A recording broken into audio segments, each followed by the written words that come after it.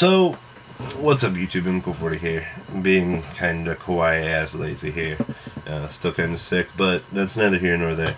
I wanted to talk to you guys about how this format is pretty much done. This is actually my favorite kind of video. So, we so far know that the format started out, you know, being prophecy, because everyone was like, oh my god, Fate's at 1, deck's terrible, but still good. We knew Yugiohs were a good deck. We knew Fire Fist were obviously going to be good. We kicked Mermails to the wayside. We knew Mermails weren't going to do a lot at the beginning of the format, which is kind of funny.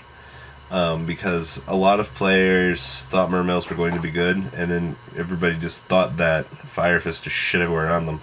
And it's kind of funny when you look at the current format now, because it's water just destroying the crap out of fire. And it's really funny, because when the format shifted, and like I said, we had discounted water so much. Now looking at things pre, what is it? Legacy of the Valiant. It was Yugioh, Prophecy, all this other stuff. Well, Yugioh has faded now that Legacy of the Valiant's out. We saw +1 Fire Fist, the original +1 deck. Cardfight, you know, it's what Fire Fist are technically now. The deck surfaced, the deck came, it saw, it destroyed.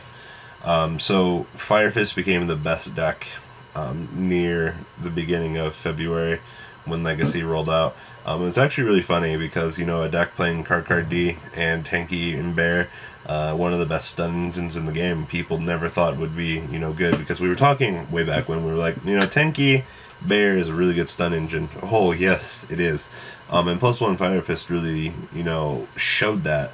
You know, continual revival of stuff with Wolfberg, the continued success of their heavy trap board. The deck really had a good matchup against, you know, Prophecy and Yugioh, which were pretty much, you know, the dominant decks at the time. So +1 Fire Fist became, you know, the dominating force. You know, Mermails still weren't anywhere to be seen. Now, you know, Legacy of the Valiant's really settled in. I mean, regionals right now, you're seeing Raccoons and you're seeing Boojin. Oh my gosh, so much Boojin. I don't even understand, like, where all this Boojin stuff is coming from. It's kind of ridiculous in my opinion. The deck was terrible pre, you know, Legacy of the Valiant. And now that so much stuff has come out for it, the deck is really starting to take off. Now, Prophecies exist as a deck to balance out Boojin. I mean, their sole purpose is just to check Boojin's day. Fate is a very good card for what it is. And we were talking about it the other day with me and my friends, and we were talking about how Boojins, you know, they're rising. I'm starting to expect a popularity increase in Prophecy just because the deck has a really good Boojin matchup. Now, to all of your Boojin players that are going to say I'm stupid and wrong, you guys probably haven't played against a good Prophecy player. I mean, they're pretty far and wide now. They really don't exist anymore. So sad to say. But, I mean, looking at things now, they are kind of hard to find.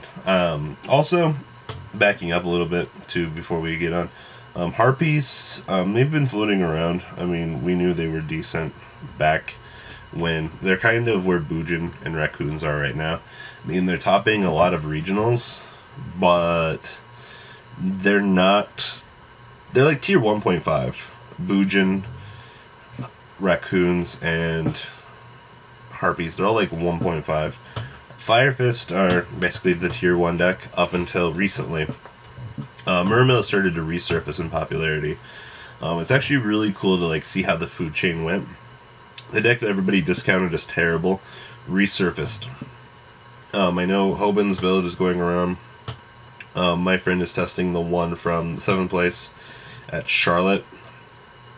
Undyne into, you know, Genix controller is actually really, really good. And I'll explain why here. The level 10 Synchro Leo guy, whoever he is, you can only use card effects in main phase 2 to get rid of him. Yugioh can't get over it. Fire Fist sure as hell can't get over it because it's like 3100 or 3200. Just one of those two numbers. Both of them are the same thing. They're both significant. Those two decks can't get over it.